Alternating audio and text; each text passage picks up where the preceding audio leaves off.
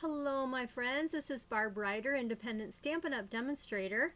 I'm here with another project for you for our Fall Friday. This one I am using the Simply Said words and the Rustic Centerpiece. This stamp set, it's a standalone stamp set, no dies, no words, just the images, and you've got different, like any occasion. You kind of got the fall and then the winter. So of course we're going to use this image right here and we're going to create a beautiful fall card. So let's just take those, and they're a lot bigger than what the image is on the front. That's the other part. It says that these images are 75% of the actual size. So here is my image that I want to use. And let's grab one of these. Let me see if this one will fit. I think so. I just have to, yep. There we go. Alright, so just put that on my block. And this block is E. I don't know if it's still available in the catalog. I'll check because I will have all of the codes and the descriptions of the products used. I'll have those in the description section of the video when you're looking up the video, the information. I don't know what the real term is. Anyway, so yes, and so I've already got the word hello. We're going to go with that because that can go for anything. It could say hello and inside say happy fall, grateful for you, anything that you'd like to say, but we're going to use hello. So we've got that. Now what we're going to use for our project is basic vanilla. That's 8.5 by 5.5 and it's scored at 4 1/4.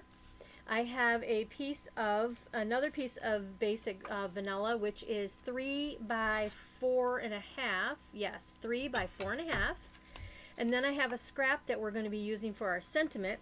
And then I have taken some Secret Sea and ran it through the sunflower folder. This folder, grab it while you can because it's already went out of stock a couple times. This is beautiful. It's an online exclusive. There's so many things you could do. This one is just going to be a nice background for this project. Alright, so, and the other thing we need is we need a Blendr pen. I'm using Secret Sea and of course scissors, adhesive, things like that. Alright, so let's go ahead, and since this is such a large stamp, I'm going to go ahead and take the ink and I'm going to go on top of the stamp. Instead of taking the stamp into the pad like I do usually, we are going to just go ahead and ink this up, making sure that it's fully inked all over. Now I've got a little yucky there and I don't want that to get on my card here. And let me grab something so I can wipe it off. Yeah, I just don't want that to get on my card. So that's pretty good. I mean, there's a little bit. And I hate using this is all I have. I don't have wipes and all of that.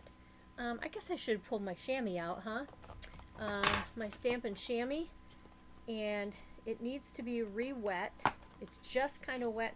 Well, there we go. It's wet. You can see that it's pretty pliable. When it starts drying out, it gets hard on the sides, and then I gotta go rinse it out and all of the good things so that I can do this. So, but anyway, this still is wet here. So yeah, that's what I'm gonna do. I'm gonna just come around the sides, pull that off the edge so I don't get that on my card. Okay, there we go. Alright, so let's move this out of the way and let's stamp. Now I am going to make sure, I'm going to come right up here, try to stay in the camera for you and not get my head in here too. Anyway, this needs to be stamped and I'm going to kind of go over to the left a little bit because I want room for my sentiment. So there we go. And let's just push this down, making sure I get it all. And there you are. Alright, so now what I'm going to do is take this Blendr pen while my ink is still not fully soaked into the paper, and I'm just going to color some of the areas right here on the side. So I'm just going to swipe this across, and then it creates like this shadow where these lines are, which is awesome. And then I'm going to come down here, and hopefully you can see how it's getting a little bit darker. And all this Blendr pen is doing is pulling the color to go around, just give it some more depth as I'm going through this. Now I'm going to come in here and I'm just going to color these little round type of leaves that are sitting here. And then I don't know if I want to color anything else or no. Oh, here's some more round ones here like that. Now you could continue and do a bunch more. Maybe I'll just pull out a little bit on the lines of this sunflower. There, it just gives it a little more depth. It looks really good. Okay, I don't want to color the whole thing. That defeats the purpose of what I'm wanting to do here. And then I'm going to bring this up a little closer so you can see how the flowers have gotten darker, and it's darker around here, kind of the shadowing like that. That's what the Blendr pen will do. It'll just give you some little bit of coloring, and but not so much that it's gonna make balls on my vanilla paper. It just gives you some good shadowing in that. Alright, so now we need to stamp our words, and I am going to fussy cut those so that we have a little more dimension. And the word, like I said, is hello, and I just need to stamp that, and then I'm going to freehand cut that out around the outside. Put this up here so I can clean it in a few minutes. And it's super easy to go ahead and just follow the image. Just go around, and I'm just kind of moving my paper and coming up for the L's. Oop, get a little close. There we go. Now, if you're not a fussy cutter, you can certainly cut this a smaller piece of vanilla so that you can just use a rectangle. You can use a die that fits your words, whatever words you use. This just gives it a little, instead of stamping right onto the basic vanilla, I am going to give it a little bit of dimension. Alrighty, so that was how fast that was. And let me see, I've got some tinier, some smaller mini dimensionals here. So let's get one over here and see if I can fit one over there without it showing. I don't know. Let me see. It's not too bad. I need to squish that up there. There we go. Okay, so this hello is going to fit right in this area here. That's why I wanted to go over to the left some. So that's going to go just like that. And then I am going to actually use some some glue, and I just put some of our Tombow in this little mini container. I'm going to use the Starburst Sequins, and I'm going to take these yellow ones to give us a little color on our image. And I'm just going to put a little bit of, oh, these are adhesive back. This is for my bees. Forgot about that. Alright, so this one is, I'm taking the larger ones, and I'm just going to put those right in the center just to give a pop of color. And that one, I think I want to use a smaller one on that one because it is, it's a smaller sunflower. So let's do that. Okay, got those. And now I'm going to use the little bees because there are bees out. When I sit on my deck, even though it's, you know, fallish, it's September 19th as you're watching this, and well, that's when it's posting. Anyway, let me grab these out. But yeah, when I sit out on my deck, the bees are still coming around. They're still doing their thing. So let's put some bees. And I'm just going to put, I think I'm going to do one kind of going towards the flowers here. I'm just putting a little dot. There's no adhesive on these tiny little bees. All right, well, let me see. There we go. I'm going to put a little bit of adhesive dot there. And I want to come right up here with another little dot. And we're going to put a bee there. And let me just put this out of the way. I think. There we go. And you can take your fingers. You can use your putty. This is a great way to use your putty tool. Make sure that you grab your little bee on the end there. And that will go right here on that glue dot.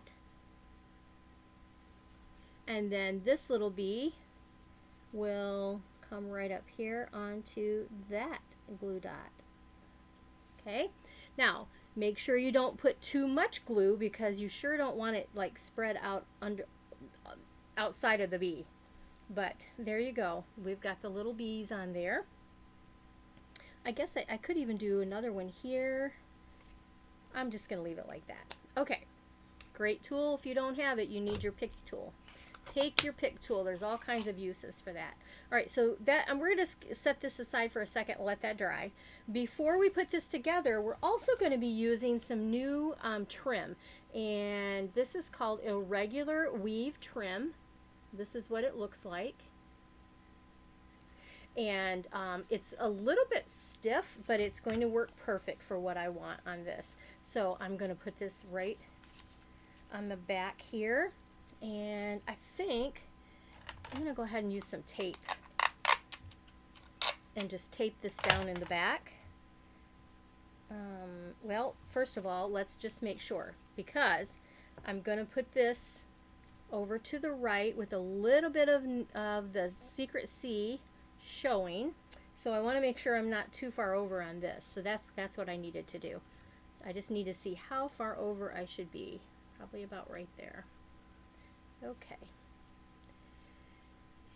And we'll move that back over to the side. And let's just fold this on the back, tape it down. So if you're watching this, give me a thumbs up if this is a great idea and you like the idea of the layout and just what I used here. I would love to have you share that you liked what I have shared.